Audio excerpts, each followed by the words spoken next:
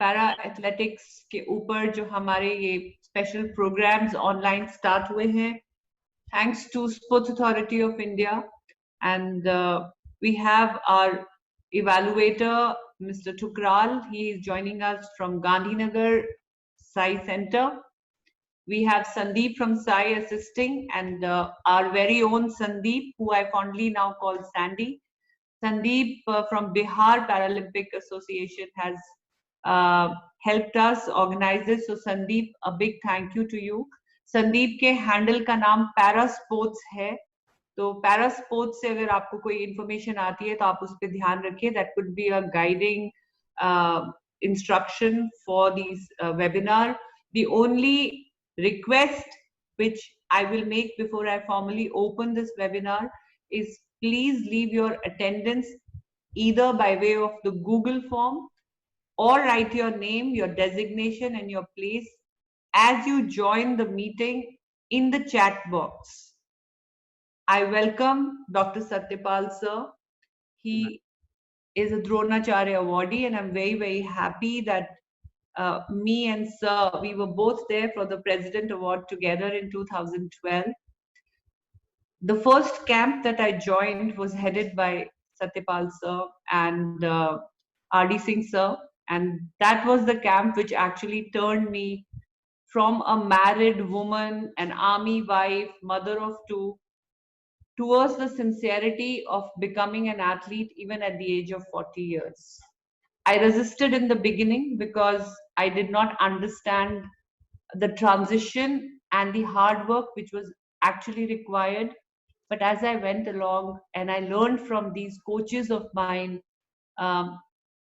फिर मुझे समझ आया कि para sports is actually a very competitive sport. Para sport is technical. It needs different kind of knowledge and seriousness of a regular athlete. अगर आपको internationally खेलना है, आपको अचीव करना है या आपको पैरा स्पोर्ट्स के किसी भी फील्ड से जुड़ना है, तो there is science behind it. It is not a charity sport कि दिव्यांग लोगों को इकट्ठा किया और चलो जी कोई एक्टिविटी कर ली. How serious are these sports? We will give you a glimpse into that through this today's webinar.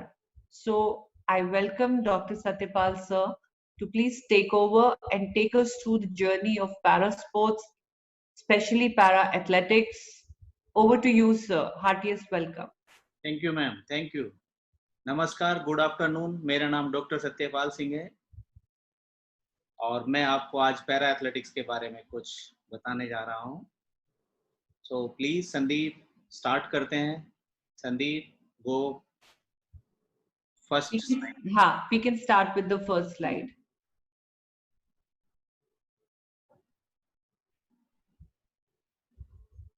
Yes. जब हम पैरा स्पोर्ट्स के बारे में कहीं सुनते हैं, जब ये वर्ड आता है तो दिमाग में क्या आता है मैं वो बता देता हूँ. पैरा स्पोर्ट्स क्या है? What is para sports? Para sports एक ऐसा स्पोर्ट्स है जो दिव्यांगों द्वारा खेला जाता है.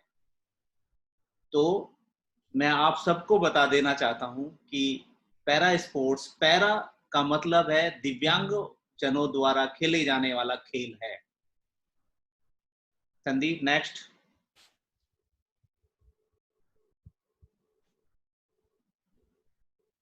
अब पैरा स्पोर्ट्स के बारे में बताने के बाद अब हमारे दिमाग में दूसरा सवाल आता है कि पैरा स्पोर्ट्स में कौन कौन से गेम्स होते हैं. तो सबसे बड़ा गेम हमारा पैरा ओलंपिक गेम्स होता है. जो पैरा ओलंपिक गेम है वो 1960 से स्टार्ट हुआ, जिसमें 23 कंट्री और 400 एथलीट ने पार्टिसिपेट किया. और आज की डेट में पैरा ओलंपिक गेम्स वर्ल्ड में थर्ड लार्जेस्ट स्पोर्ट्स है. Number 1 Olympic game, number 2 FIFA world cup, number 3 para Olympics. मतलब दुनिया में तीसरे नंबर पर जो गेम है पॉपुलर वो पैरा ओलंपिक गेम्स है. और हमने अभी इन गेम में इंडिया ने सबसे पहले 1968 में पहली बार पार्टिसिपेट किया और अभी तक इंडिया ने पैरा ओलंपिक गेम्स में 12 मेडल जीते हैं. 4 gold, 4 silver, 4 browns. Then second number पे आता है एशियन गेम। एशियन गेम जैसे कि एबल बॉडी में एशियन गेम्स होते हैं, वैसे ही पैरा में भी एशियन गेम्स होते हैं। Para Asian para games. Asian para games 1975 में स्टार्ट हुए थे, तब उनका नाम पैसिफिक गेम था। लेकिन जो फर्स्ट पैरा गेम स्टार्ट हुए, पैरा एशियन गेम्स, जिनको एक फुल फ्लैश नाम दिया गया एशियन पैरा गेम्स, वो 2010 से स्टार्ट हुए और अभी तक 3 एशियन पैरा गेम्स हो चुके हैं। संदीप नेक्स्ट करो, नीचे परफॉर्मेंस दिखाओ Sandeep Asian para game. Yes, Indian team जो है अभी तक तीनों एशियन पैरा गेम में पार्टिसिपेट की है, 2010, 2014, 2018। और हमारे अभी तक एशियन गेम में 119 मेडल हैं, जिसमें 19 गोल्ड, 42 सिल्वर और 58 ब्राउन्स मेडल हैं। Sandeep next slide. Next game आते हैं कॉमनवेल्थ गेम।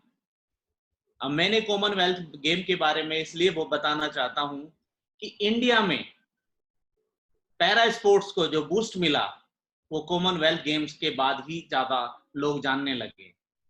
जब इंडिया में न्यू दिल्ली में 2010 में कॉमनवेल्थ गेम होने थे, उसमें कुछ इवेंट्स पैरा स्पोर्ट्स के भी इंक्लूड किए गए। जैसा कि ओलंपिक के 10 दिन के बाद पैरा ओलंपिक स्टार्ट होता है, एशियन गेम के 10-15 दिन के बाद एशियन पैरा गेम स्टार्ट होते हैं।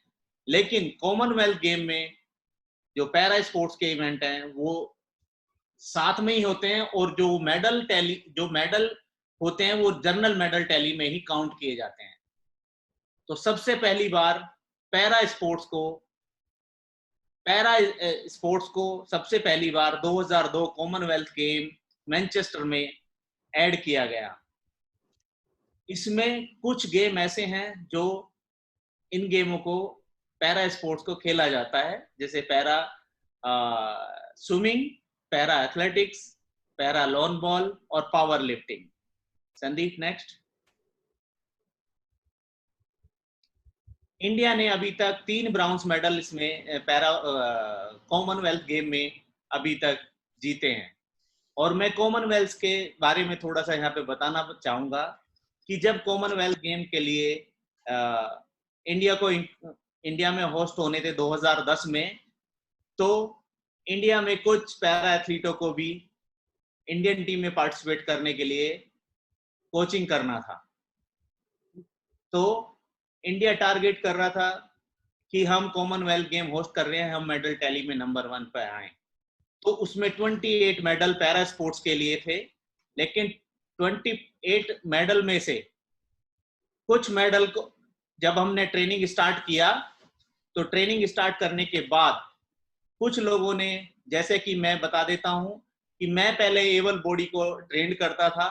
धीरे धीरे मैंने जब पैरा स्पोर्ट्स में आना स्टार्ट किया, तो मैंने कॉमनवेल्थ गेम से पहले ही पैरा स्पोर्ट्स को फुल्ली पैरा स्पोर्ट्स के लिए डिवोट किया अपने आप को, और मैंने ट्रेनिंग स्टार्ट किया। तो बहुत सारे लोगों ने मुझे बहुत क्रिटिसाइड किया कि आप ऐसे लोगों को ट्रेनिंग करा रहे हो, क्योंकि तब तक पैरा स्पोर्ट्स को बहुत ही कम लोग जानते थे। तो मैं यही कहूंगा कि कॉमनवेल्थ गेम के बाद हिंदुस्तान में पैरा स्पोर्ट्स को लोग जानने लगे। Sandeep next slide. अब पैरा ओलंपिक गेम्स में कौन कौन से गेम खेले जाते हैं, स्पोर्ट्स खेले जाते हैं।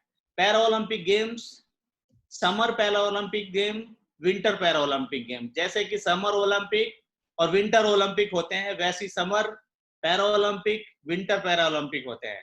समर स्पोर्ट्स जो समर पैरा ओलंपिक्स होते हैं, उसमें अभी तक 22 स्पोर्ट्स ऐड हैं, और विंटर जो ओलंपिक्स होते हैं पैरा ओलंपिक्स, उसमें 6 स्पोर्ट्स अभी तक खेले जाते हैं। संदीप नेक्स्ट। जैसा कि मैं एथलेटिक्स से जुड़ा हुआ हूं, तो अब मैं एथलेटिक्स पे आऊंगा। Para athletics the biggest sports है जो पूरे वर्ल्ड में, दुनिया में खेला जाता है। अराउंड पूरी दुनिया में 150 कंट्री पैरा एथलेटिक्स खेलते हैं। रियो पैरा ओलंपिक्स गेम से 147 कंट्री 1147 एथलीटों ने पार्टिसिपेट किया है, जिसमें 23% वुमेन ने पार्टिसिपेट किया है। इन एथलेटिक्स में मैं ये डाटा आपको एथलेटिक्स का बता रहा हूं, जो कि पैरा ओलंपिक्स गेम का मेजर स्पोर्ट्स है, para athletics. Sandeep next. Yes, para athletics 150 countries में खेला जाता है, जबकि एबल जो एथलेटिक्स है वो 200 प्लस कंट्रीज में खेला जाता है। और जो पैरा एथलेटिक्स है वो आईपीसी द्वारा, इंटरनेशनल पैरा ओलंपिक कमेटी द्वारा ही, जो जर्मनी में बेस्ड है, उसके द्वारा ही गवर्न किया जाता है। संदीप नेक्स्ट। यस, अब जब हमने इतना इंट्रोडक्शन हो गया पैरा स्पोर्ट्स का, पैरा एथलेटिक्स का, अब पैरा एथलेटिक्स जब हम सोचते हैं कि पैरा स्पोर्ट्स दिमाग में आता है कि दिव्यांगजनों द्वारा खेले जाने वाला खेल है। अब दिव्यांगजनों द्वारा खेले जाने वाला खेल, हर किसी की दिव्यांगता, हर किसी की डिसेबिलिटी एक जैसी नहीं होती है, तो उसको ग्रुप करने के लिए जो पैरा स्पोर्ट्स में, किसी भी स्पोर्ट्स के लिए सबसे ज्यादा जरूरी जो चीज है वो है क्लासिफिकेशन। चाहे वो स्विमिंग हो, चाहे वो बैडमिंटन हो, कोई भी पैरा स्पोर्ट्स हो, उसमें जो सबसे मेन रोल है वो क्लासिफिकेशन का है। तो क्लासिफिकेशन क्या है पैरा एथलेटिक्स में? क्लासिफिकेशन क्या है? पैरा एथलेटिक्स वर्गीकरण यह निर्धारित करने की एक प्रणाली है जिसमें दिव्यांगजन एक ग्रुप बनाकर, एक ऐसा ग्रुप बनाकर एक जैसी डिसेबिलिटी के साथ खेला जाए, ऐसा स्पोर्ट्स है। एक हेल्दी कंपटीशन एक दूसरे के साथ हो। सपोज करो जैसे कि F53 कैटेगरी है जिनकी स्पाइनल कॉर्ड इंजरी होती है, सेम इंजरी वाले एक ग्रुप में एक दूसरे के साथ कंपीट करें, ऐसा एक ग्रुप बनाने को ही क्लासिफिकेशन कहते हैं। क्लासिफिकेशन है क्या? ये दो भागों में बांटा जाता है। पहली चीज, मिनिमम डिसेबिलिटी। पैरा स्पोर्ट्स में पार्टिसिपेट करने के लिए क्या कम से कम डिसेबिलिटी होनी चाहिए। दूसरी चीज, अगर आप मिनिमम डिसेबिलिटी क्राइटेरिया पार करते हो तो आप कौन सी कैटेगरी में आओगे, किस ग्रुप में आप पार्टिसिपेट करोगे, ये आपको क्लासिफिकेशन या क्लासिफायर द्वारा डिसाइड किया जाता है। क्लासिफिकेशन मिनिमम डिसेबिलिटी के बारे में मैं थोड़ा सा बताना चाहूंगा।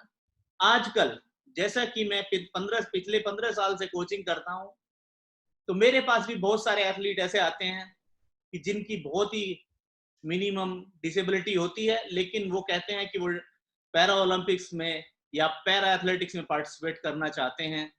पहली बात तो मैं ये अपनी तरफ से, ये मेरा ओपिनियन है, ये मैं ये ऐड करना चाहूंगा, भगवान या कभी किसी को दिव्यांग ना बनाए। मैं तो यही चाहूंगा कि मेरे पास अंकुर धाम आए, टोटली ब्लाइंड है, अगर कैसे भी भगवान उसको दोनों आंखें दे दे तो मैं ये कहूंगा कि तू एबल में पार्टिसिपेट कर। पहली बात तो मैं सभी दिव्यांगों को ये बताना चाहता हूं कि वो पहले नॉर्मल हो जाए, मेरा यही मोटिव है, मेरा यही सोचना है। दूसरी बात, अगर आप दिव्यांग हैं और आप पैरा स्पोर्ट्स में पार्टिसिपेट करना चाहते हैं, पैरा स्पोर्ट्स में पार्टिसिपेट करना चाहते हैं, तो आपको मिनिमम डिसेबिलिटी का क्राइटेरिया पार करना पड़ेगा, क्योंकि मैंने कई बार इंटरनेशनल लेवल पे ये फेस किया है। मैं आपको एक छोटे से कहानी बताता हूं। 2010 एशियन पैरा गेम, जब पहले एशियन पैरा गेम्स हुए थे, उसमें हमारे 6 एथलीट ऐसे थे जब हम क्लासिफिकेशन के लिए गए, जो इंडिया की टीम में थे, जो कि according to IPC international para Olympic के अनुसार वो दिव्यांग ही नहीं थे। तो सबसे पहली बात मिनिमम डिसेबिलिटी। नेक्स्ट आता है आपकी डिसेबिलिटी है तो कौन सी क्लास में है, आपकी कौन से आप कैटेगरी में आते हो। संदीप नेक्स्ट। यस, सेकंड आता है स्पोर्ट्स क्लास। आप कौन सी क्लास में आते हो पैरा एथलेटिक्स के अंदर? आपके पास हमारे पास 10 लीजेबल इम्पेयरमेंट डिसेबिलिटीज हैं, जैसे impaired muscles power, shoulder height, leg length difference, limb differences. ये हमारी 10 ऐसी डिसेबिलिटी हैं जो पैरा एथलेटिक्स के अंदर आती हैं। तो सबसे पहले हमें ये देखना है as a coach, as a athlete, कि क्या हम इन 10 डिसेबिलिटी के अंदर आते हैं, तभी हम पैरा एथलेटिक्स में पार्टिसिपेट कर सकते हैं। नेक्स्ट संदीप।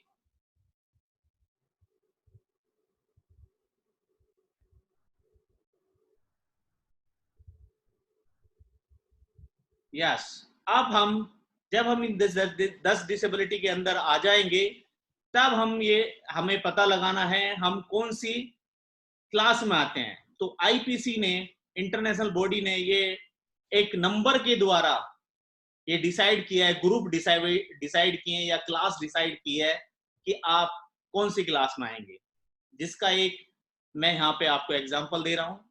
जैसे ट्रैक एंड जंप्स के लिए हम टी से उसको संबोधित करते हैं।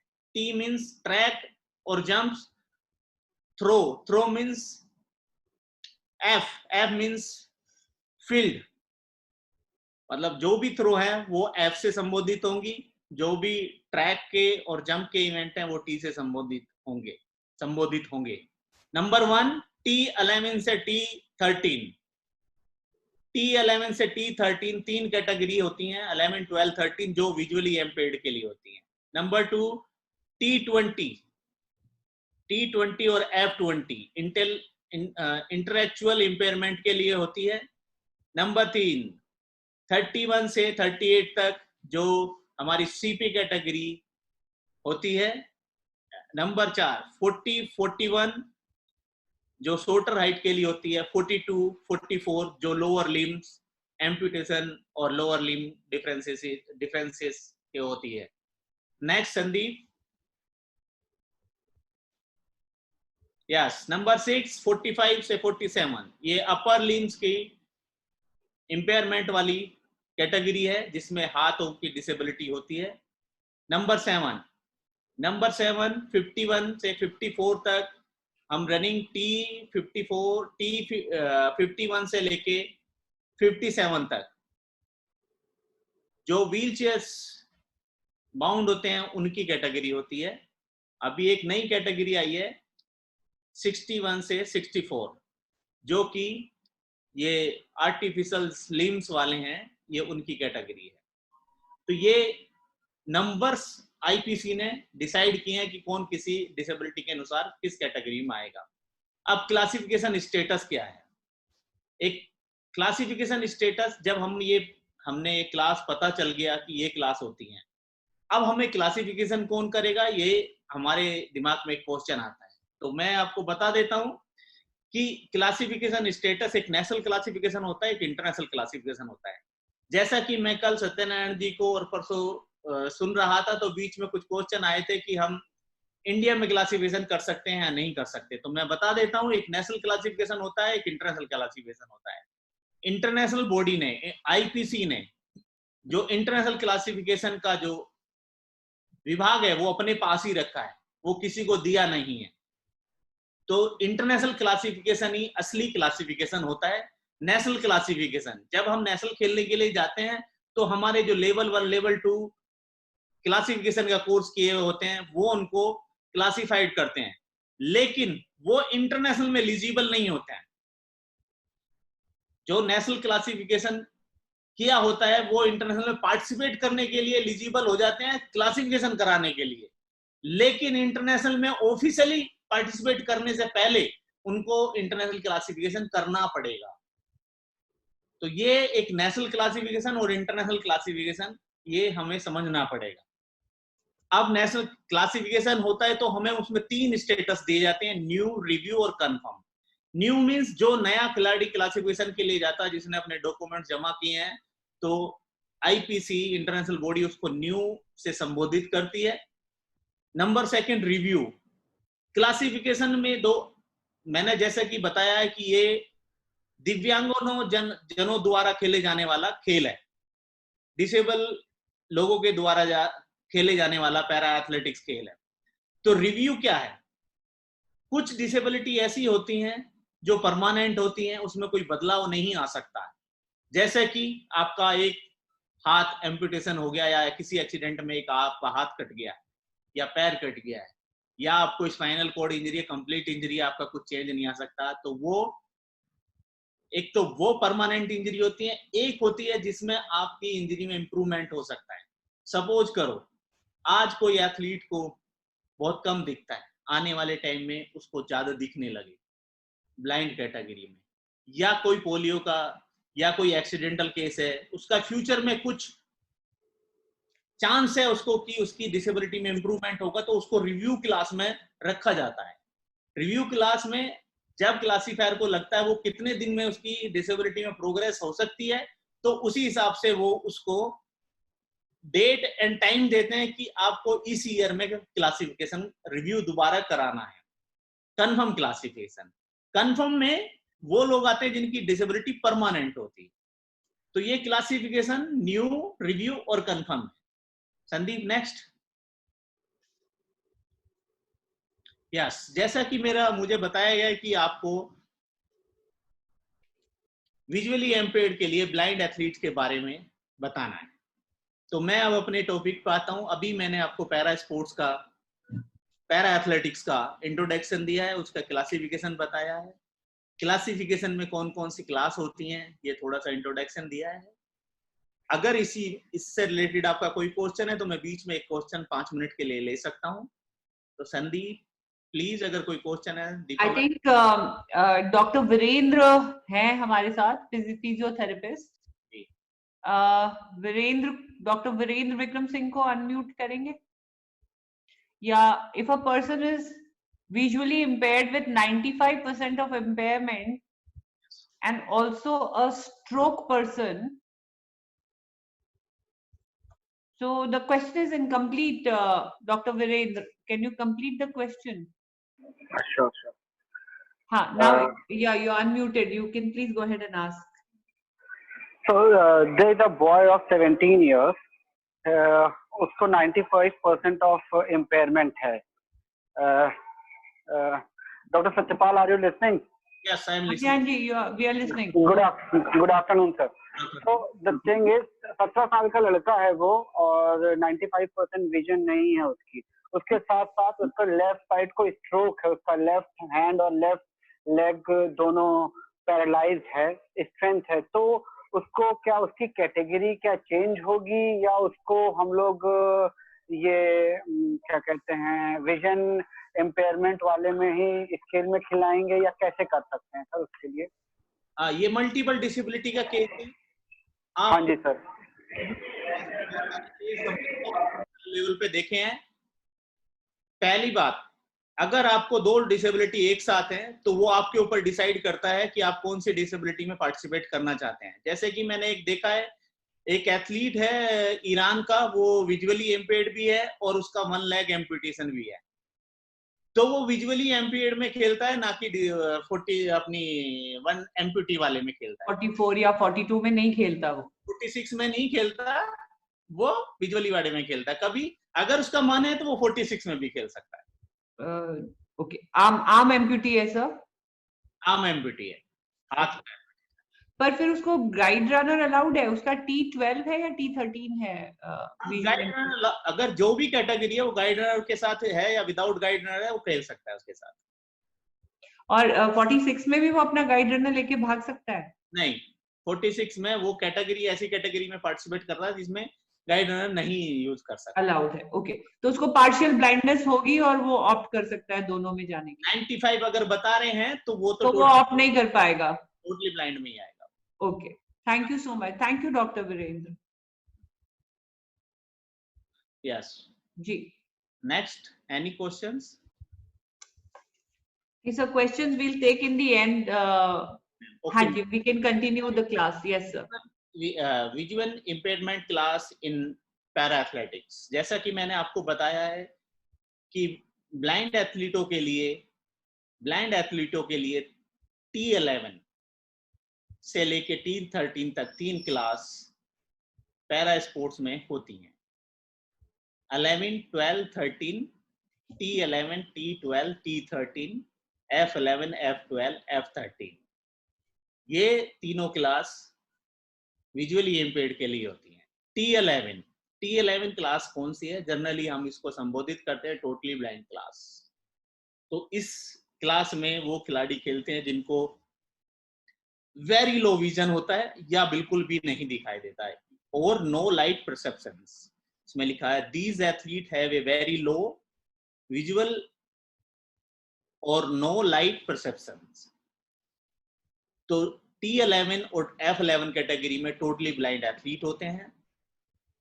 इसमें हमारे पास हिंदुस्तान में बहुत अच्छे अच्छे एथलीट हुए हैं T11 कैटेगरी में, जैसे कि अभी अंकुर धामा जो रिसेंटली अभी 2018 में ही अर्जुन अवार्ड जीते हैं। पहले टोटली ब्लाइंड एथलीट हैं अंकुर धामा, जिन्होंने रियो ओलंपिक में इंडिया की तरफ से पार्टिसिपेट किया है और एशियन गेम में 3 मेडल जीते हैं, और पहले टोटली ब्लाइंड एथलीट हैं ऐसे जिन्होंने अर्जुन अवार्ड जीता है। मैं अंकुर धामा को प्लीज स्क्रीन पे लेना चाहूंगी। सैंडी, अंकुर धामा है हमारे साथ, मैंने उनको देखा है। अंकुर धामा ऑन द स्क्रीन। हाँ जी, आई कैन। अंकुर धामा को अनम्यूट करेंगे प्लीज। अंकुर, आप हमें सुन पा रहे हैं? अंकुर, यस मैम, यस मैम। अंकुर, आप अपने स्क्रीन के आगे, आपके साथ कोई है अभी? Hello Ankur. Yes ma'am. Sandy, Ankur को मेन स्क्रीन पे लीजिए please.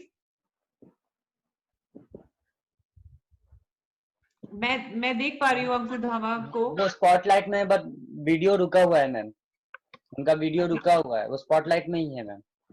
Okay Ankur. Yes ma'am. हम सबकी तरफ से, पैरा स्पोर्ट्स की तरफ से आपको बहुत बहुत कंग्रेचुलेशंस। आप अपने इस जर्नी के बारे में 2 मिनट में कुछ कहना चाहेंगे? How has been this journey, visually impairment से निकलकर इतनी हाई अचीवमेंट्स लेना, अर्जुन अवार्ड तक जाना, Asian games, even Olympics, Paralympics तक पहुंचना। दो मिनट में जल्दी से कुछ कहना चाहेंगे सबके लिए, कुछ inspiring words? Good afternoon to all. आप क्या मुझे सभी सुन पा रहे हैं? बिल्कुल सुन रहे हैं।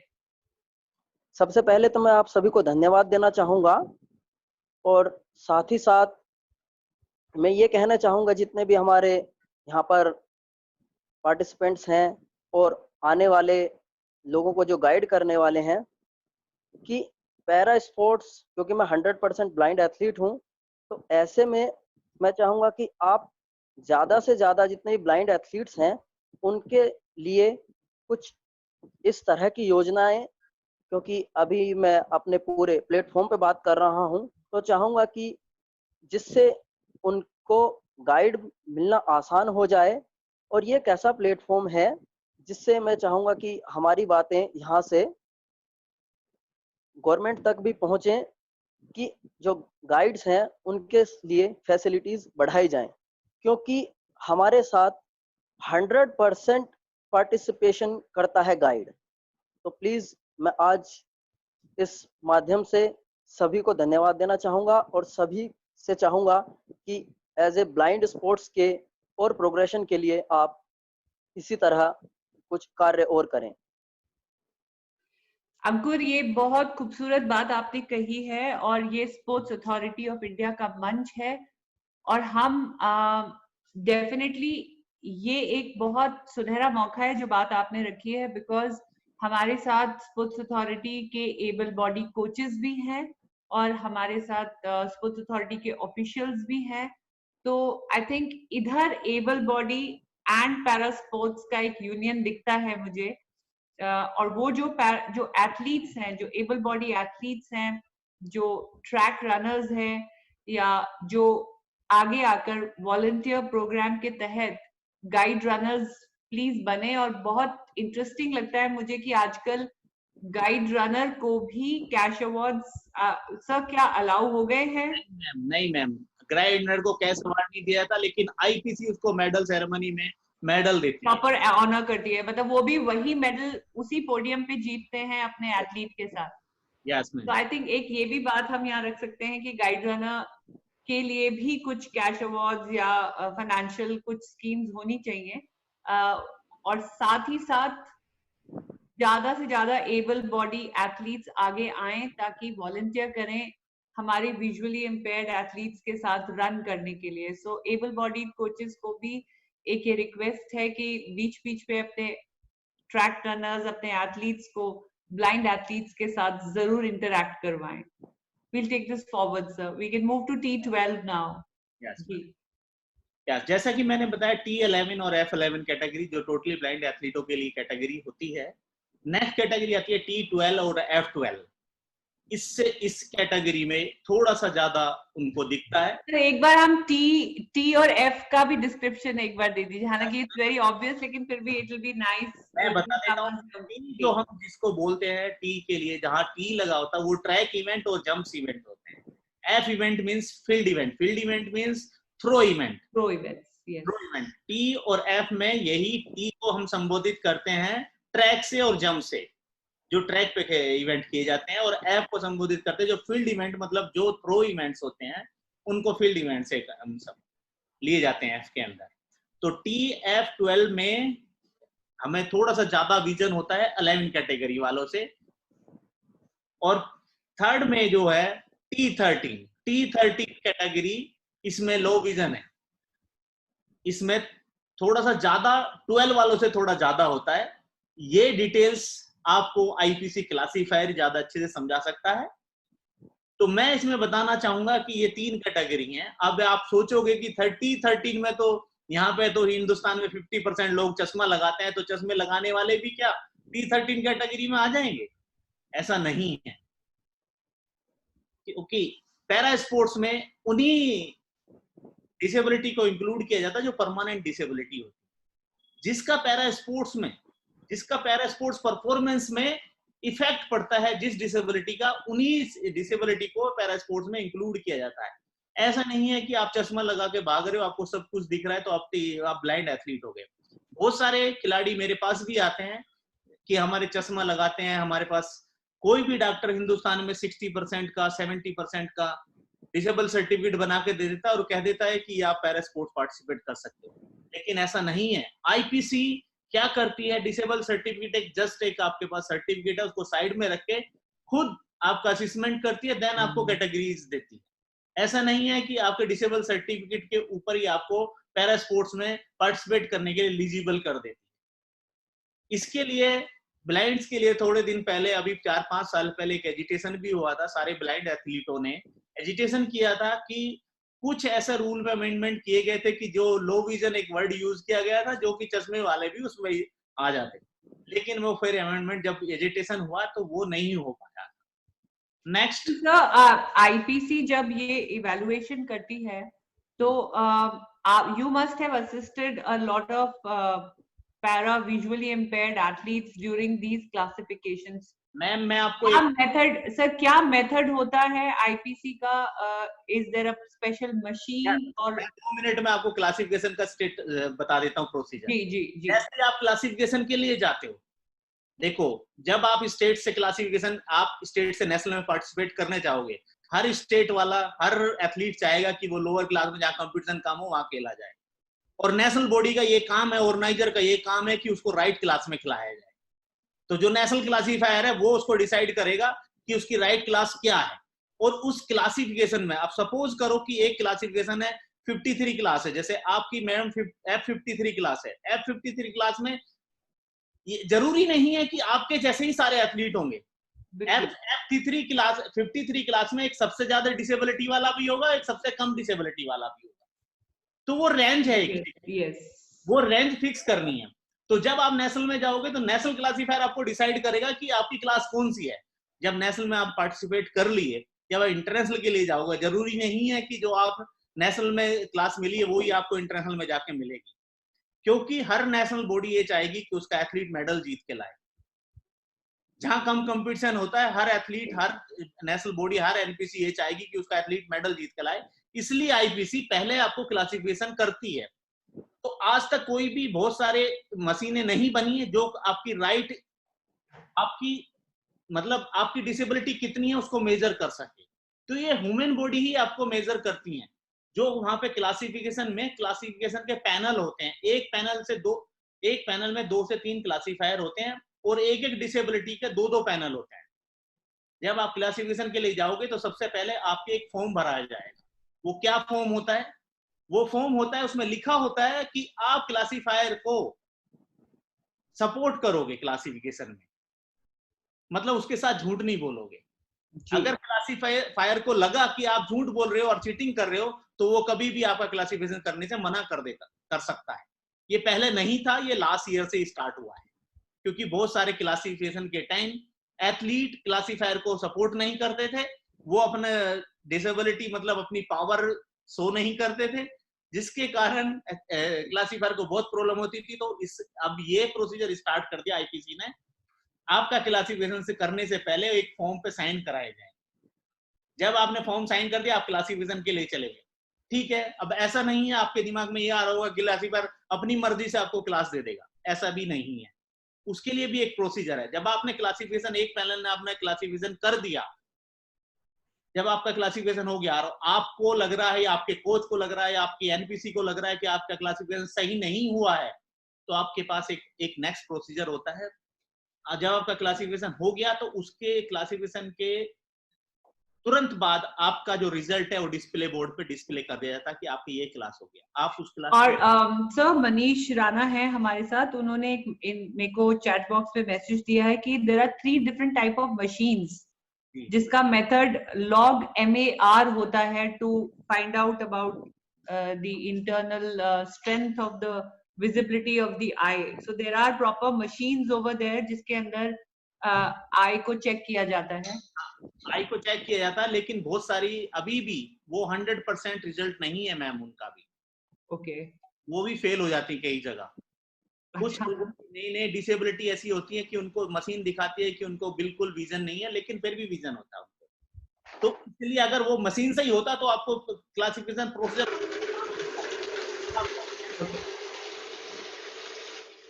आप स्कैन चेक करो और आपका क्लासिफिकेशन हो गया। तो मैं जनरली क्लासिफिकेशन की बात कर रहा हूँ, और भी दूसरी क्लास के लिए बात कर रहा हूँ, ब्लाइंड की नहीं, दूसरी कैटेगरी की भी बात कर रहा हूँ। जी सर, जी सर। आपको एक मशीन आपको सपोर्ट कर सकती है, लेकिन फुल्ली ये नहीं कह सकती कि ये 11 है या 13 है या 53 है। ये कोई मशीन अभी तक ऐसी नहीं बनी। वो आपको सपोर्ट करती है आपकी डिसेबिलिटी को बताने में। जी। जब आप क्लासिफिकेशन डिस्प्ले पे आपका रिजल्ट पे डिस्प्ले कर दिया जाता है, रिजल्ट डिस्प्ले कर दिया जाता है, तो रिजल्ट के आप 30 मिनट्स के अंदर 200 यूरो सबमिट करके एक प्रोटेस्ट फॉर्म जमा करके आप प्रोटेस्ट कर सकते हो क्लासिफिकेशन पे कि हम इस क्लासिफिकेशन से सेटिस्फाइड नहीं है।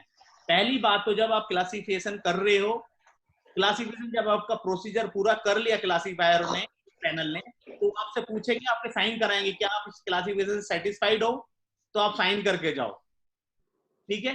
अगर आपने वहां साइन नहीं किए, कोच आपके साथ जो गया है क्लासिफिकेशन के टाइम उसने भी और एथलीट ने साइन नहीं किया, इसका मतलब आप सेटिस्फाइड नहीं हो, आप बाहर जाके प्रोटेस्ट कर सकते हो।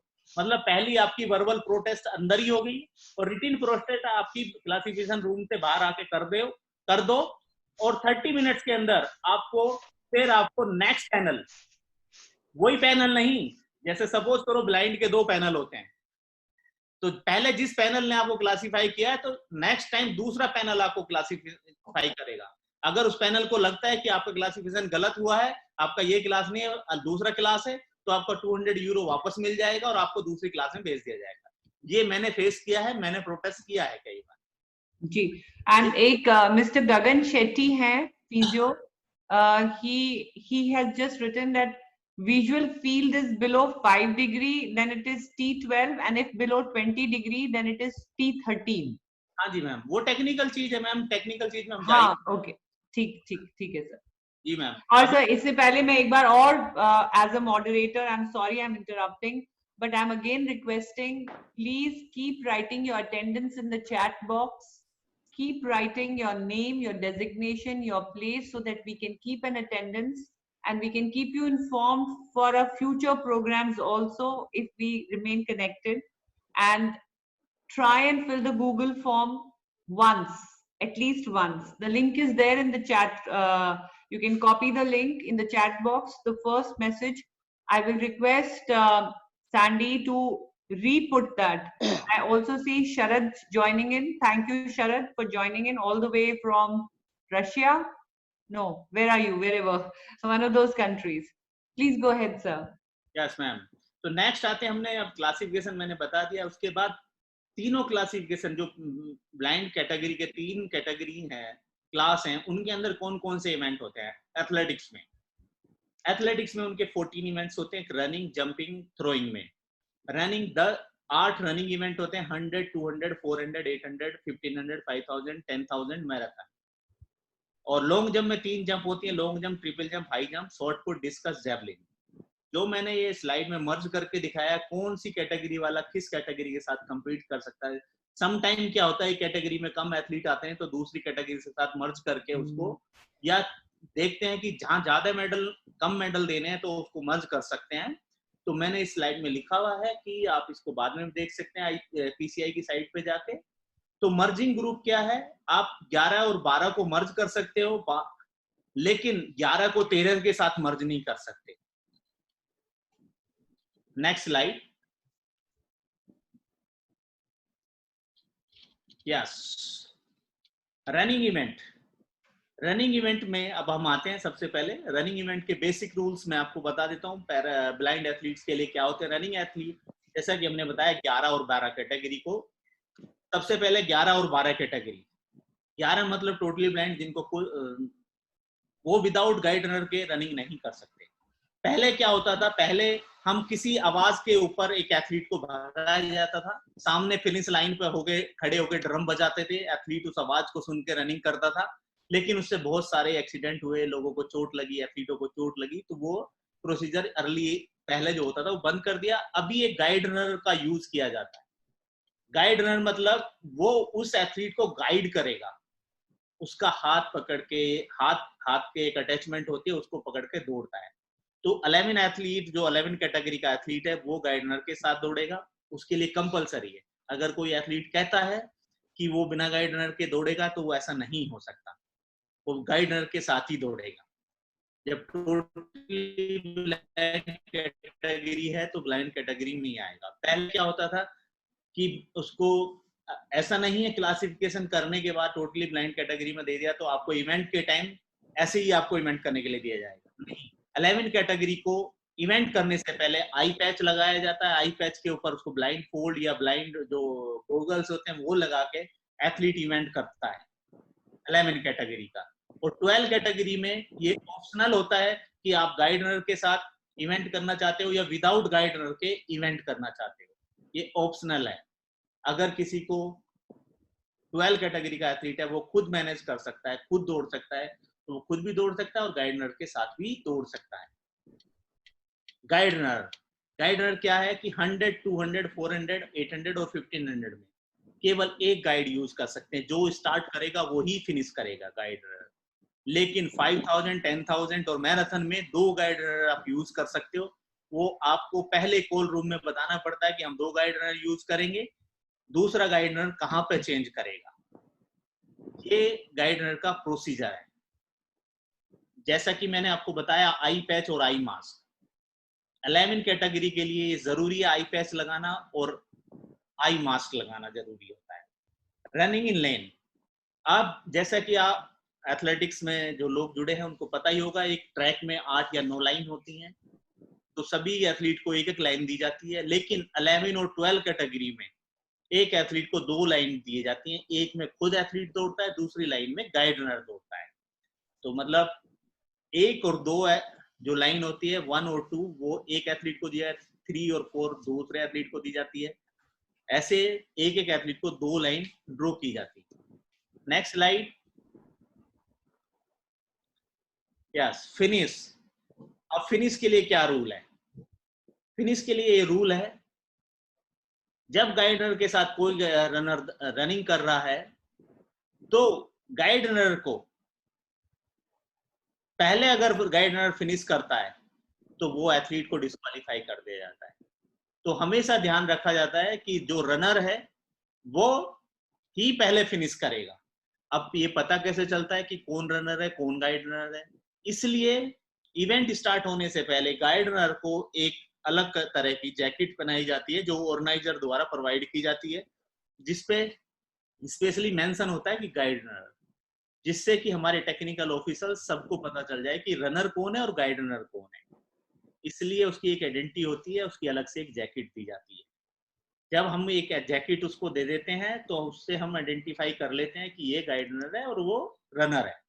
तो हमेशा फिनिश के टाइम रनर को पहले फिनिश करना होता है, गाइड रनर को बाद में फिनिश करना होता है। नेक्स्ट आ गया टीथर। जब हम, ऐसा नहीं है कि एक गाइड रनर किसी के साथ दौड़ रहा है, क्या उसको पुल पुश कर सकता है? ऐसा नहीं है। तो एक या उसका हाथ पकड़ के भाग सकता है, जिससे उसको एडवांटेज मिलेगा एथलीट को। तो गाइड रनर और रनर एक रस्सी के द्वारा दोनों को जोड़ा जाता है, जिसको कहते हैं टीथर। उस टीथर का भी स्पेसिफिकेशन आईपीसी ने अभी लास्ट 2 साल से स्पेशल एक टीथर बनाया है, जिसके जो पिक्चर में मैंने आपको दिखाया स्लाइड में, इस पिक्चर में ही टीथर को पकड़ के एक एथलीट पकड़ता है, एक को गाइड रनर पकड़ता है, इसी टीथर को पकड़ के दोनों रनिंग करते हैं। और 13 क्लास जो होती है उसमें कोई भी स्पेशल अलग से कोई रूल नहीं होता रनिंग के लिए। जो सारे रूल्स हैं वो जर्नल के ही फॉलो किए जाते हैं T13। सर मेरे को क्वेश्चंस दिख रहे हैं, शेख हैं, वो भी पूछ रही हैं, 1-2 लोग और भी पूछ रहे हैं कि गाइड रनर्स के लिए क्या क्राइटेरिया है other than being able bodied. I think वो भी एक लेवल का एथलीट होना चाहिए। अगर हम वो इंसिडेंट याद करें कि विजुअली इम्पेयर्ड में जो रिकॉर्ड्स आए थे वो एबल बॉडी के बराबर या शायद उनसे बेहतर आए थे। मैं आपको एक छोटा सा किस्सा बताता हूँ। वो इंसिडेंट जरूर बताइएगा, मुझे लगता है वो बहुत शॉकिंग था इवन मेरे लिए जानने के लिए। मैम मैं बताता हाँ जी, हाँ जी। कि एक बार जब साइड में कोई मीटिंग चल रही थी, कभी था, तो ऐसा हुआ कि हमारे एथलीटों को बोला गया कि आपके एथलीट का स्टैंडर्ड नहीं है, ये नहीं है, वो नहीं है। तो मैं आपको बता देना चाहता हूँ कि ये ब्लाइंड कैटेगरी में ऐसे एथलीट है जो एबल से भी अच्छा दौड़ते हैं। एक ओलंपिक ऐसा हुआ है जो 1500 मीटर इवेंट जो जी आई थिंक रियो में ही हुआ है ये हिस्ट्री क्रिएट। रियो में नहीं, ये लंदन ओलंपिक की बात है मैम। लंदन ओलंपिक 1500 मीटर का जो टाइम था वो 353 एबल वालों का था और 352 पैरा एथलीट्स का था। लेकिन ऐसा नहीं है, वो सम टाइम हो जाता है कि उनका परफॉर्मेंस लो चला गया, हमारा परफॉर्मेंस थोड़ा हाई चला गया। बट बेसिक कहने का मतलब ये है कि जो गाइड रनर्स हैं they also have to be of a very good standard. हाँ जी मैम, मैं उस टॉपिक पे बाद में आऊंगा कोचिंग में। अभी मैं रूल्स बता रहा हूँ जी, क्योंकि सर हमारे पास we are already at 15:50, we have about 10-15 minutes more. हाँ जी मैम, मैं कोचिंग पे आऊंगा। अभी मैं टेक्निकल पे आ रहा हूँ जी। Next slide. यस, अब आ गया, मैंने अभी रनिंग इवेंट्स के आपको बेसिक रूल्स बताए थे ब्लाइंड्स के लिए, जो पैरा एथलीट्स के लिए थे। अभी मैं जंप्स इवेंट्स के कुछ आपको रूल्स बताऊंगा जो बेसिक रूल्स है। बेसिक रूल्स क्या है, एबल से जो अलग रूल्स हैं वो मैं आपको यहाँ पे मेंशन कर रहा हूँ। इनका जो बोर्ड, टेक ऑफ बोर्ड होता है 11 और 12 कैटेगरी का, जो टोटली ब्लाइंड और जो 11 कैटेगरी और 12 कैटेगरी के लिए अलग से एक बोर्ड होता है, जो 1 मीटर चौड़ा बोर्ड होता है। वैसे नॉर्मल एथलीट के लिए वो 20 सेंटीमीटर चौड़ा होता है। और जो पैरा एथलीट है जो 11 और 12 कैटेगरी के लिए, उनका 1 मीटर का टेक ऑफ बोर्ड होता है। उस 1 मीटर के अंदर से कहीं से भी आप टेक ऑफ लेते हो और जंप करते हो तो आपकी जंप वहीं से मेजर होगी जहां से आपने टेक ऑफ लिया है। तो ये सबसे बड़ा डिफरेंस है। अब कुछ लोगों के मन में ये सवाल आ रहा होगा कि एक टोटली ब्लाइंड एथलीट जंप कैसे कर सकता है? तो यही एक कोचिंग का पार्ट है कि एक टोटली ब्लाइंड को जंप कराना है। तो उसके लिए 2 असिस्टेंट की जरूरत होती है। टोटली ब्लाइंड के लिए जंप कैटेगरी में 2 असिस्टेंट होते हैं। एक आपको स्टार्टिंग पॉइंट पे खड़ा करता है जहां से आपको रनवे स्टार्ट करना है, और एक आपका जो असिस्टेंट है वो आपको टेक ऑफ के टाइम जगह खड़ा होता है। तो टेक ऑफ की जगह खड़ा होके वो उसको आवाज लगाता है, तो उसकी आवाज पे एथलीट उसको फॉलो करते हुए आता है। जब वो क्लैप करना बंद कर देता है या आवाज लगना, वो ट्रेनिंग में आपको ट्रेनिंग कराता है कोच की आपको आवाज पे आना है, क्लैप पे आना है, या जंप बोलेंगे तब जंप करना है, वो बहुत बड़ा एक कोचिंग का पार्ट है। जंप कैसे कराना है, सम टाइम कोई पैरा एथलीट जंप के बाहर भी 11 कैटेगरी का एथलीट जंप लैंडिंग पिट के बाहर भी लैंड कर जाता है, जिससे कि इंजरी भी हो जाती है। तो इसको सबसे बड़ा मेजर जो रोल है इसमें कोच का है कि कोच उसको कैसे सिखाएगा कि उसको जंप कहाँ करना है। तो वो कोचिंग में मैं बताऊंगा। अभी मैं टेक ऑफ के बारे में बताया आपको। लैंडिंग एरिया आपका 3.5 मीटर का होता है, 3.5 मीटर चौड़ा होता है। Next slide please. Measurement 11-12 category का जैसे मैंने आपको बताया कि जहां से आप टेक ऑफ लोगे वहीं से आपको आपकी जंप को मेजर किया जाएगा 11 और 12 कैटेगरी के लिए। असिस्टेंट के बारे में आपको बताया था मैंने। 11 और 12 कैटेगरी में आप 11 कैटेगरी में आप 2 असिस्टेंट यूज कर सकते हैं, 12 कैटेगरी में एक ही असिस्टेंट यूज कर सकते हैं। मतलब 12 कैटेगरी का जो लॉन्ग जंपर होगा उसको एक ही असिस्टेंट मिलेगा, 12 कैटेगरी का जो एथलीट होगा उसको 2 असिस्टेंट मिलेंगे। Next slide please. Yes yes. अब थ्रोइंग इवेंट में हमें अधिकतर सभी जनरल रूल्स होते हैं, कोई अलग से स्पेशल रूल नहीं होता है। बस वहां पे एक टोटली ब्लाइंड को जो 11 कैटेगरी का एथलीट है उसको एक असिस्टेंट दिया जाता है जो उसको थ्रोइंग एरिया तक लेके जाएगा और वापस लेके आएगा। पहले क्या होता था कि जो उसका असिस्टेंट था वो तो लैंडिंग एरिया में जाके आवाज लगाता था तो एथलीट उस आवाज पे थ्रो करता था, लेकिन अभी वो रूल नहीं है। आपको एथलीट को सर्कल में या शॉर्ट पुट डिस्कस के लिए तो सर्कल में छोड़ के बाहर आ जाना है तो एथलीट खुद थ्रो करेगा। उसको डायरेक्शन फिक्स करके, असिस्टेंट का काम है उसको डायरेक्शन फिक्स करना और बाहर आ जाना। यहाँ मैं एक चीज और मेंशन करना चाहूंगा, जो असिस्टेंट करने के लिए ग्राउंड में कंपटीशन के टाइम जो उसके साथ असिस्टेंट जाता है या कोच जाता है, ये आईपीसी का रूल है कि वहां जाके वो कोचिंग नहीं कर सकता। अगर मैं गया हूँ असिस्टेंट बन के किसी का और मैं कोच हूँ, मैं उसको असिस्ट कर सकता हूँ लेकिन कोचिंग नहीं कर सकता। कोचिंग अगर मैं करता हूँ तो मुझे वार्निंग देके बाहर कर दिया जाएगा। और यहाँ पे सर एक ध्यान देने वाली बात ये है कि जो हमारी शायद गवर्नमेंट से भी रिक्वेस्ट रहेगी, स्पोर्ट्स अथॉरिटी से भी रिक्वेस्ट रहेगी, that it is very important to send the same person with the athlete जिसके साथ महीनों उसने ये आवाज की, डायरेक्शन की प्रैक्टिस करी हो, क्योंकि एक म्यूचुअल बॉन्डिंग, एक म्यूचुअल असिस्टेंस की जो अंडरस्टैंडिंग है और ये एक कंपटीशन को जिताने का और हराने का एक बहुत बड़ा एक दारोमदार है, एक मैटर करता है। सो कई बार ऐसा होता है कि जब अप्रूवल्स होने होते हैं तो नंबर ऑफ असिस्टेंट्स को कट डाउन किया जाता है या ये समझा जाता है कि शायद एक ही जना दूसरे को भी असिस्ट कर देगा। तो ये एक बहुत इंपॉर्टेंट पॉइंट है यहाँ सबके लिए नोट करने का कि विजुअली इम्पेयर्ड एथलीट जिसके साथ प्रैक्टिस करता है कंपटीशन पार्टनर के तौर पे, लास्ट मिनट में हम वो कंपटीशन पार्टनर नहीं चेंज कर सकते। मैम कंपटीशन ये विजुअली के साथ भी और व्हील चेयर्स वाले किसी के साथ बिल्कुल, एक्चुअली जहाँ पे कंपटीशन पार्टनर असिस्टेंट्स होते हैं, because there is a body comfort, there is a body language, there is a mutual faith, dependency which is also psychological, because कोई भी इवेंट साइकोलॉजी जब तक हेल्थ में नहीं है वो नहीं, सडनली अगर आप उसको साइकोलॉजिकल इम्बैलेंस होता है कि मेरा पार्टनर मेरे साथ नहीं है, तो I think that also causes us to lose a medal. So these are very important aspects in disability sports. Please continue, sir. Yes, next slide. Yes. अब मैंने आपको विजुअली इम्पेयर्ड एथलीट के जो बेसिक रूल्स थे athletics के, para athletics के, वो आपको बताए। अभी मैं आपको कोचिंग कैसे करते हैं उस एथलीटों को जा रहा हूँ। मेरे जितना भी एक्सपीरियंस है 15 इयर्स का पैरा एथलीट्स के, ब्लाइंड एथलीट के साथ, मैं आपको वो एक्सपीरियंस आपके साथ शेयर करना चाहता हूँ।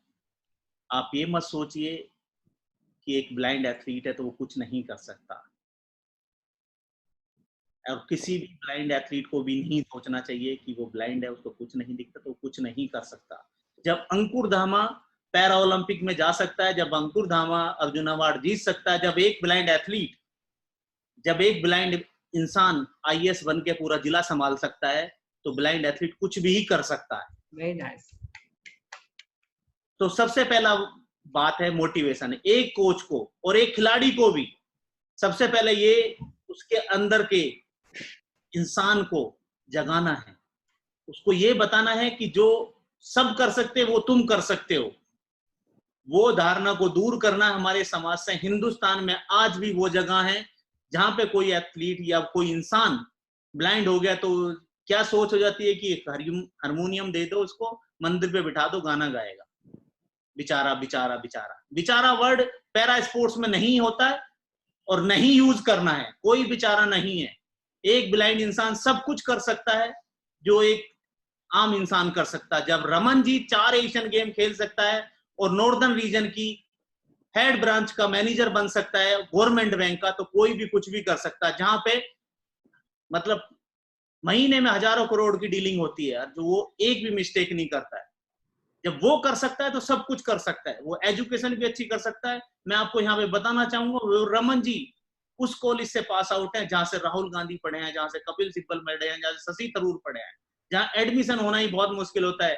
रमन जी दिल्ली यूनिवर्सिटी के स्टीफन कॉलेज से टोटली ब्लाइंड से हिस्ट्री ऑनर्स के टॉपर रहे हैं। अंकुर धामा ऑल्सो, उन्होंने मास्टर्स भी स्टीफन कॉलेज से किया है और वहां से टॉपर रहे हिस्ट्री ऑनर्स के। तो जब वो ये सब कर सकते हैं और स्पोर्ट्स में भी एशियन गेम खेले हैं, ओलंपिक खेले, एशियन गेम में मेडल जीते हैं, जब वो टोटली ब्लाइंड एथलीट, जब वो टोटली ब्लाइंड ये सब कर सकते हैं, तो हर इंसान कुछ भी कर सकता है। बस करने की इच्छा होनी चाहिए और हम कोचिस को उनको कराने के लिए इच्छा होनी चाहिए कि हमें उनको कराना है।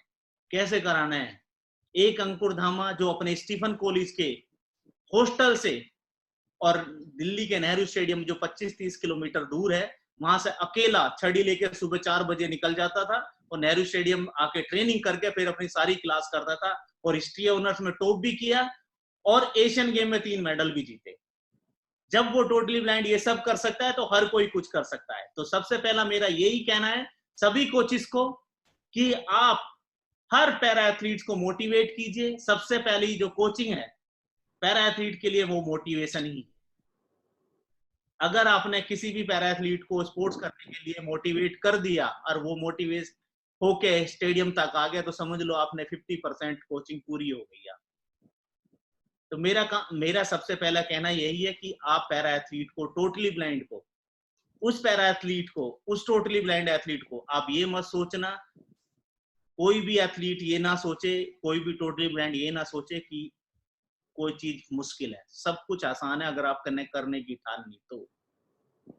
आप ये सोच के देखिए, मैंने एक बार एक ऑफिस में बोला था कि इनका तो पैरा एथलीट ऐसे ही होते हैं। जब मुझे तो कॉमनवेल्थ के टाइम मुझे किसी एक बहुत बड़े ऑफिसर ने बोला था कि आप भी लंगड़े लूलो को ट्रेनिंग कराने लगे, तो उस दिन मैंने कसम खाई थी कि मैं इसी फील्ड में ऐसा कुछ करके दिखाऊंगा कि लोग याद करेंगे। आज वो दिन है।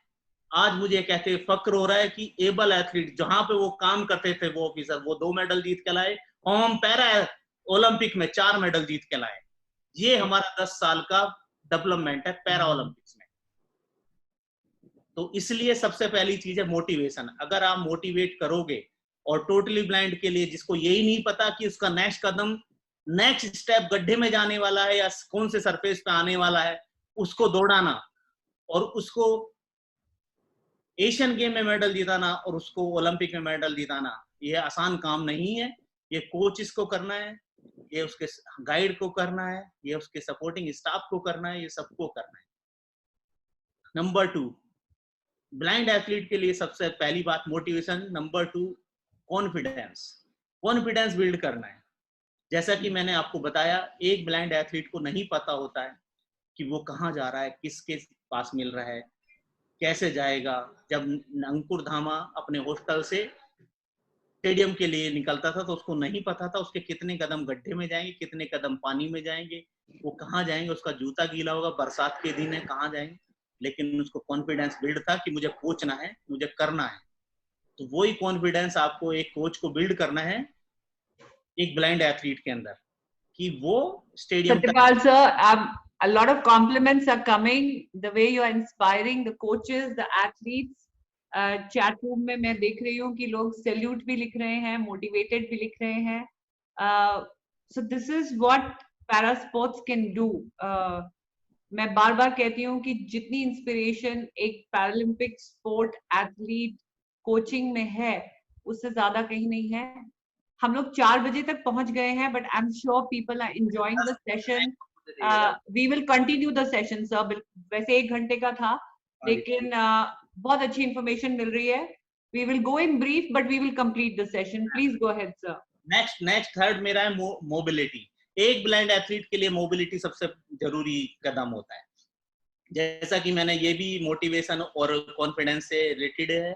आपको मोबिलिटी, आप जिस घर में रह रहे हो, आप कैसे इस कमरे से दूसरे कमरे कैसे जाते हो, आप अपने घर से स्टेडियम तक कैसे जाते हो, अपने घर से कॉलेज तक कैसे जाते हो, वो आपको बिल्ड करनी है. ये भी कोच का काम है. मोबिलिटी कैसे सिखानी है, उसको मोबिलिटी सिखानी है, उसको छड़ी यूज करना सिखाना है, उसको सिक्स सेंस उसका जगाना है कि उसको कैसे पता चल जाए सामने कार आ रही है, क्या आ रहा है. तो उसकी मोबिलिटी को बिल्ड करना है. और नंबर 4 कोऑर्डिनेशन. कोऑर्डिनेशन बहुत ही जरूरी. जैसे मैंने बताया आपको, कोऑर्डिनेशन गाइड रनर, जैसे टोटली ब्लाइंड जो खिलाड़ी होते हैं उसको गाइड रनर के साथ रनिंग करना होता है. मेरे पास टाइम कम है इसलिए मैं शॉर्ट में बताऊंगा. गाइड रनर का बहुत बड़ा रोल है पैरा एथलीट की, इसी ब्लाइंड एथलीट की परफॉर्मेंस में सबसे बड़ा रोल गाइड रनर का होता है. लेकिन कोई भी ऐसा नहीं है, कोई भी गाइड रनर किसी भी एथलीट के साथ दौड़ सकता है. वो कोच का काम होता है किस गाइड रनर को कैसे यूज करना है. सपोज करो अंकुर धामा की हाइट 5 फीट 6 इंच है और मैंने उसके साथ 6 फीट 2 इंच का गाइड रनर बना दिया, तो वो कभी सक्सेस नहीं होगा. ध्यान रखना, ये कोच को ध्यान रखना है कि गाइड रनर कैसा बनाए. सेम रनिंग एक्शन होना चाहिए, हाइट सेम होनी चाहिए, इवेंट सेम होना चाहिए, उसका बॉडी लैंग्वेज सेम होना चाहिए और कोऑर्डिनेशन बनाना है.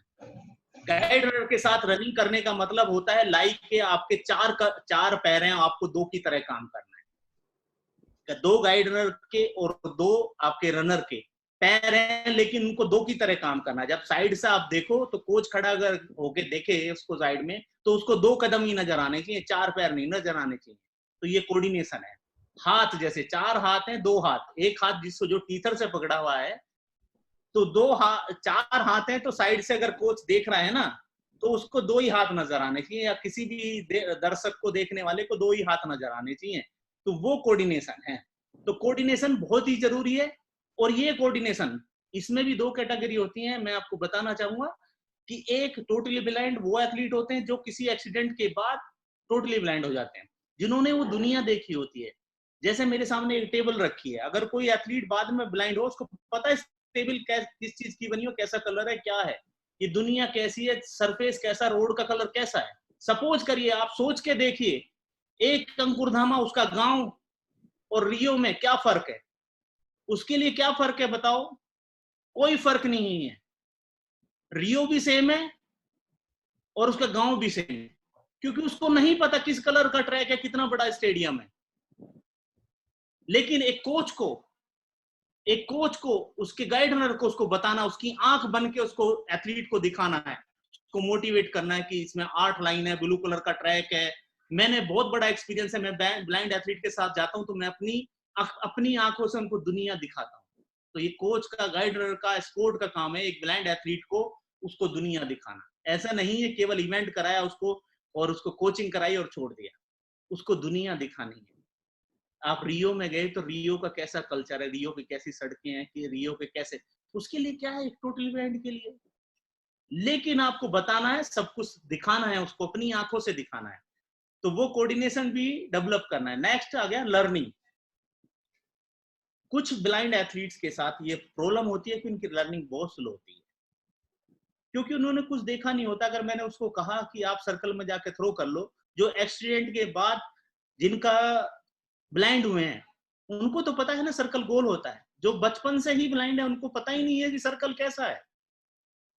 वो हमें सिखाना है, उसको टच थेरेपी के साथ उसको बताना है क्या, कैसे हम, जैसे मैं कोई एक्सरसाइज सिखाना चाहता हूँ, आप सब लोगों के दिमाग में चल रहा होगा कि जर्नल एक्सरसाइज करनी है या रनिंग करनी है, मुझे हाथ स्क्वाट्स लगानी है. अगर मैंने बोल दिया एक टोटली ब्लाइंड को स्क्वाट्स लगानी, उसको क्या पता स्क्वाट्स कैसी होती. मैं कैसे बताऊंगा उसको स्क्वाट्स कैसे होती है? तो मैं खुद करके दिखाऊंगा, स्क्वाट्स बैठ के दिखाऊंगा, मैं खुद स्क्वाट की पोजीशन में आ जाऊंगा, फिर उससे हाथ से बोलूंगा मुझे टच करके देखो कि मेरे पैर कितने मुड़े हैं, हाथ कहाँ पे हैं, मेरे पंजे कहाँ पे हैं, मेरा कमर कैसी सीधी है, तब वो सीखेगा। फिर मैं उसको एक्सप्लेन करूंगा। तो इतना आसान नहीं है, बहुत मुश्किल है एक टोटली ब्लाइंड को कोचिंग करना, लेकिन कर सकते हैं। लेकिन फोकस्ड, जब एक बार एक किसी ब्लाइंड एथलीट के मन में ठान ली अगर उसने कुछ करना है, तो वो बहुत ज्यादा फोकस्ड हो जाते हैं। क्योंकि एक जिसको हम लोग जिनको हर चीज देख सकते हैं, तो हमारी मेमोरी में, हमारी हार्ड डिस्क में, हमारे दिमाग में वो सब फिट होता है। लेकिन एक ब्लाइंड एथलीट के हार्ड डिस्क में और उसके दिमाग में वही फिट होता है जो हम बताते हैं उसको। तो वो बहुत सेंसेबल होते हैं, वो बहुत जल्दी सीखते भी हैं। लर्निंग स्लो भी होती है, फिर धीरे धीरे इतनी फास्ट हो जाती है। जब मैं अंकुर धामा को अपनी हार्ड डिस्क भी बोलता हूँ। जब मैं कुछ भूल जाता हूँ, आज से 10 साल पहले भी, अगर वो कहीं गया है खेलने के लिए, या रमन कहीं गया है खेलने के लिए, अगर हमने वहां कोई परफॉर्मेंस किया है, तो मुझे याद नहीं होगा, उसको याद होगा, क्योंकि वो उसकी मेमोरी में फिट है। नेक्स्ट आता पेशेंस।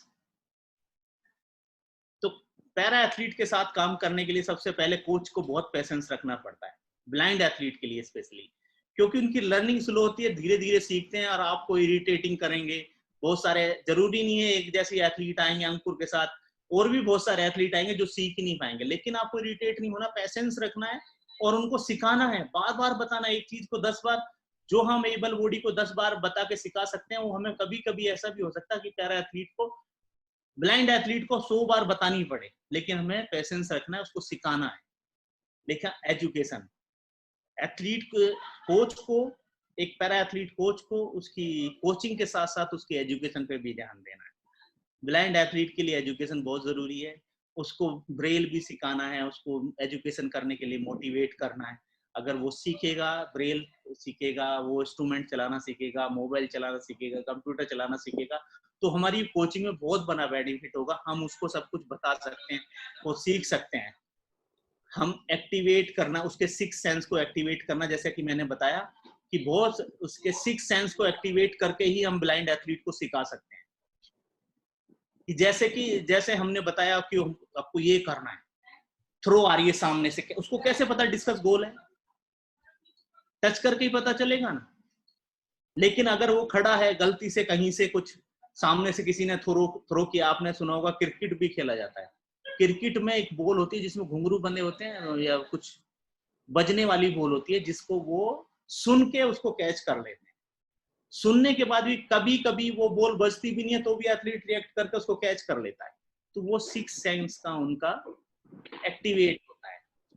तो ब्लाइंड एथलीट का 6 सेंस, जो टोटली ब्लाइंड होता है, उसका 6 सेंस एक्टिवेट करना है आपको।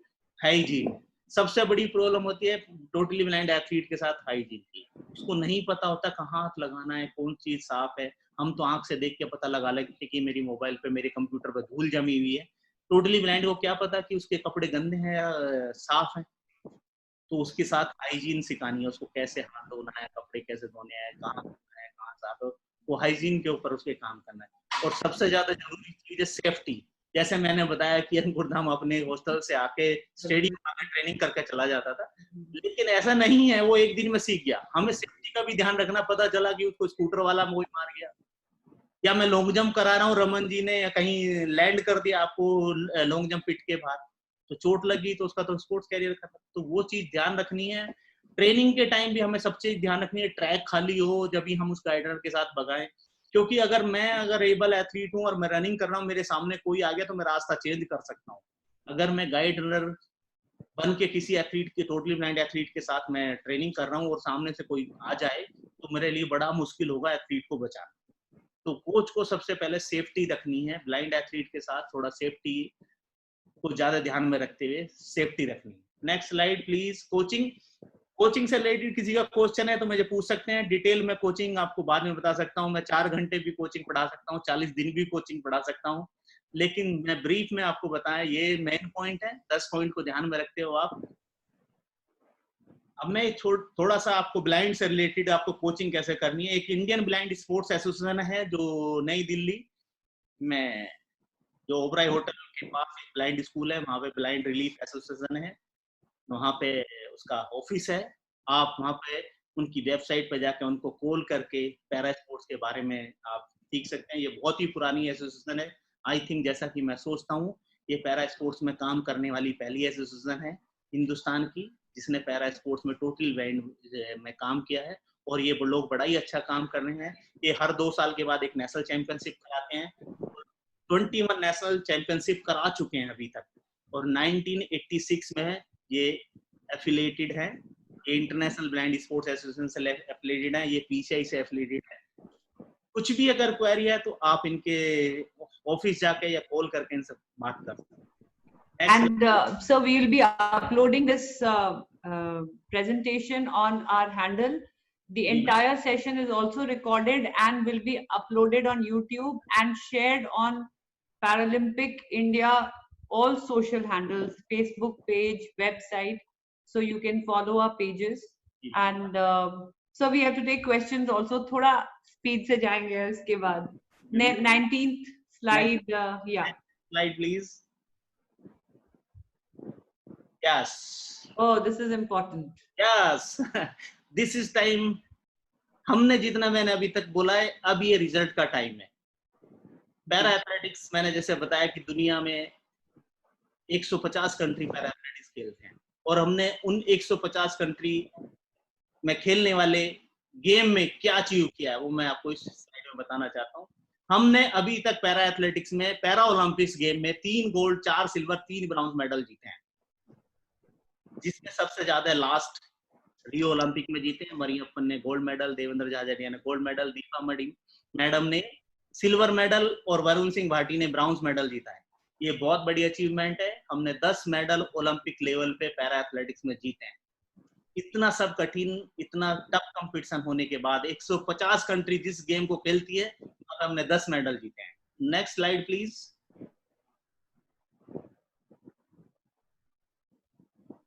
यस, नेक्स्ट ये है अभी हमने world championship, para world championship में हमने पैरा एथलेटिक्स वर्ल्ड चैंपियनशिप में अभी तक हमने टोटल 4 गोल्ड, अभी हमने काफी सारे 18 मेडल जीते हैं अभी तक वर्ल्ड चैंपियनशिप में। अभी हमने दुबई में जो वर्ल्ड चैंपियनशिप हुई उसमें 9 मेडल जीते हैं। Next slide please. Yes, junior, जैसी सीनियर वर्ल्ड चैंपियनशिप ऐसी जूनियर वर्ल्ड चैंपियनशिप में हमने जो अभी हमारी लास्ट ईयर 2019 में जहाँ पे मैं कोच गया था, वहां पे हमने 23 मेडल्स जीते हैं। 23, 11 गोल्ड, 6 सिल्वर, 6 ब्राउन्स, जहाँ पे 42 कंट्री पार्टिसिपेट की थी, 350 एथलीट थे वहां पे। हमारी रैंकिंग्स भी बहुत अच्छी रही थी, आई थिंक। जी हाँ जी मैम, हाँ जी मैम।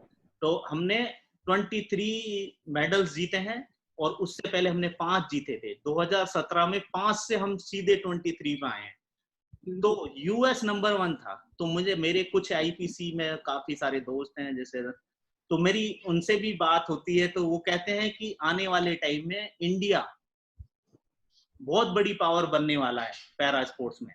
इसलिए मैं आप सभी से गुजारिश करता हूँ, पैरा ओलंपिक मूवमेंट से जुड़िए और पैरा स्पोर्ट्स में काम करिए। पैरा स्पोर्ट्स में बहुत अच्छा फ्यूचर है, आप दुनिया भर में अपना नाम कर सकते हैं। Next slide please. जैसा मैंने आपको बताया था, अभी तक 3 एशियन गेम हुए हैं, उससे पहले 75 से पैसिफिक गेम होते थे। 3 एशियन गेम में अभी तक हमने 60 मेडल जीते हैं। पैरा एथलेटिक्स की बात कर रहा हूँ, ओनली एथलेटिक्स की परफॉर्मेंस बता रहा हूँ ये मैं आपको। 60 मेडल जीते हैं, 10 गोल्ड, 27 सिल्वर, 23 ब्राउन्स। 7 मेडल हमने 2010 में जीते थे, 2014 में 17, 7 से 17 गए और 17 से 36, मतलब 2018 में हमने 36 मेडल जीते हैं एशियन गेम्स में, पैरा एथलेटिक्स में, ओनली पैरा एथलेटिक्स में। मतलब पूरे एशियन गेम्स में इंडिया ने पैरा टीम ने 72 मेडल जीते थे, जिसमें से 36 केवल पैरा एथलेटिक्स ने जीते हैं। Next slide please.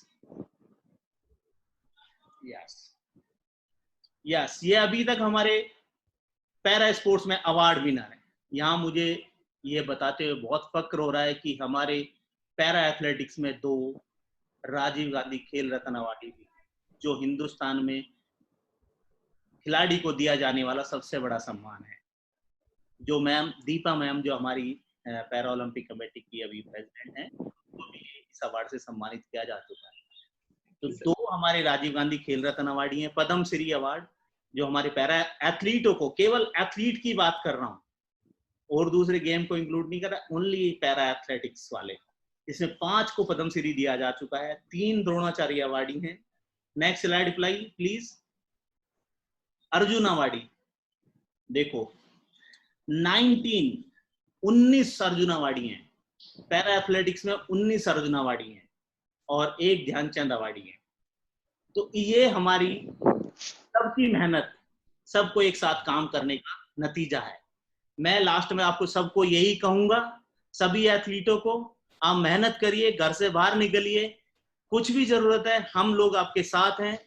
आप अपने माँ बाप, अपने बड़ों का और अपने गुरु का सम्मान करिए, अच्छे से ट्रेनिंग करिए, और सभी कोचेस को मैं अपनी तरफ से ये बोलना चाहूंगा, मेकर बनिए, बायर ना बनिए।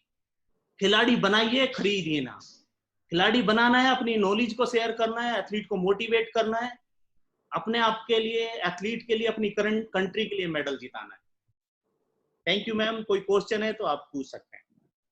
सर एक रिक्वेस्ट आई है कि 22 नंबर स्लाइड को एक बार दोबारा दिखा दिया जाए। So can you please take it to 22 number slide again please. जी मैम। यस, सजीत जी का ये रिक्वेस्ट था। वो इस स्लाइड को यहाँ मैं रखती हूँ, 2 मिनट वो अपना स्टडी करेंगे। And thank you so much sir. मैं खुद इतनी हिस्ट्री, इतने नंबर ऑफ मेडल्स, हम लोग इंडिविजुअली एक दूसरे से शायद मिलते हैं तो याद आ जाता है, but it is indeed a very, very proud moment for me to see this data right in one presentation altogether. Very motivating. We can see the growth of para sports and especially para athletics, and I'm very, very proud and honored that I was probably part of all the slides. So it shows that one has worked hard, and whenever somebody is working hard, the result is there. So I would like to invite Ramkaran also. I could see Ramkaran, my fellow para-athlete friend and Arjuna awardee also. Can I see Ramkaran to be brought on the screen? Sandy, can we get him on the main screen?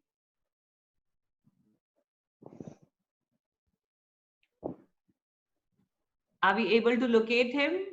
Is Ramkaran connected? I did see him connected. Actually 200 लोग होते हैं तो थोड़ा मुश्किल होता है देखना तब। रामकरण एक ऐसा एथलीट है जो अर्जुन अवार्डी भी है जी।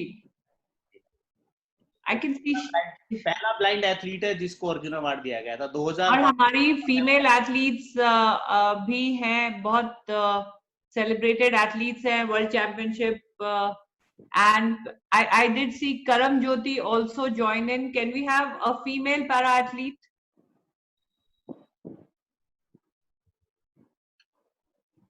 Is she there? Sandy, can you locate?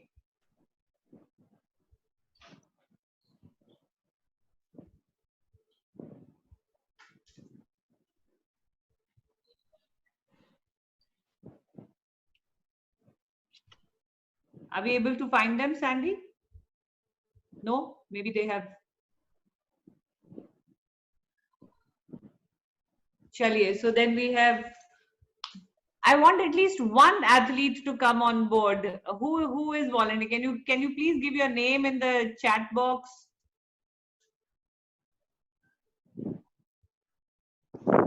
विश्वा है सर, उन्होंने काफी बहुत अच्छे रिमार्क्स लिखे हैं। इस विश्वा दे, Vishwa is there. I can see Vishwa. Vishwa को ला सकते हैं? हाँ, he has replied also to the chat. Can we get him on the main screen?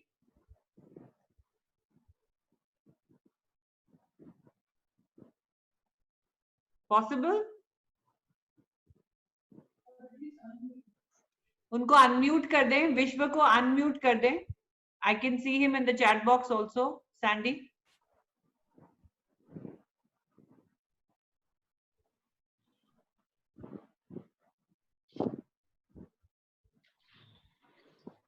No? Then should we conclude the session? I think we should. So thank you so much, sir. Thank you for this lovely, very informative session. Some of the statistics even I didn't know, and I'm going to save this presentation, and we will be definitely uploading the whole session on various handles. Thank you once again. Thank you, Sports Authority of India, for encouraging these para sports related sessions. A lot of teachers from all over the country, lot of PT teachers, lot of coaches, lot of athletes, they joined, and I'm sure there were a lot of aspects of visual impairment, athletics and sports that even I learned today. Thank you. And one thing I can say about Dr. Satyapal sir is that 15 साल से अगर वो coaching कर रहे हैं तो मुझे लगता है 14 साल और 365 दिन, मतलब 15 के 15 साल वो फील्ड पे जरूर जाते हैं. I think this is the only time of lockdown शायद वो फील्ड पे नहीं जा रहे हो, बिकॉज मैंने उन्हें नहीं देखा एक भी दिन अपने पिछले 10 साल 12 साल के एथलेटिक्स करियर में एक भी दिन स्टेडियम में वो अपने एथलीट से ट्रेनिंग के लिए ना आते हो. So that's the level of dedication we need, and we are very fortunate that we have such dedicated coaches who have come forward, but we need the cult of coaches to grow, for our para sports to grow. We have a lot of talent, we have a lot of potential, and we are willing to work hard. Our statistics, our number of Arjuna awards, our number of medals, even if you compare them to the able-bodied sports, it clearly shows that our dedication, our level of motivation is at par, and we want more coaches to join our world of sports to support us win more medals for our country. Thank you so much. We shall meet you on Monday. Wish you a happy Sunday. Please continue to follow the lockdown rules. Follow the COVID-19 health advisory. Wear a mask. Keep social distancing, and on Monday 3 p.m. we will meet another legend, another Arjuna award winner, the most severe category, 51 category in athletics, a gentleman who is a wheelchair user, Amit Saroha, my fellow para-athlete, who is also a coach in Sports Authority of India. So we meet you all on Monday 3 p.m. Fill in your forms. Write in your attendance in the chat box. God bless you. Thank you. Thank you, ma'am. Thank you.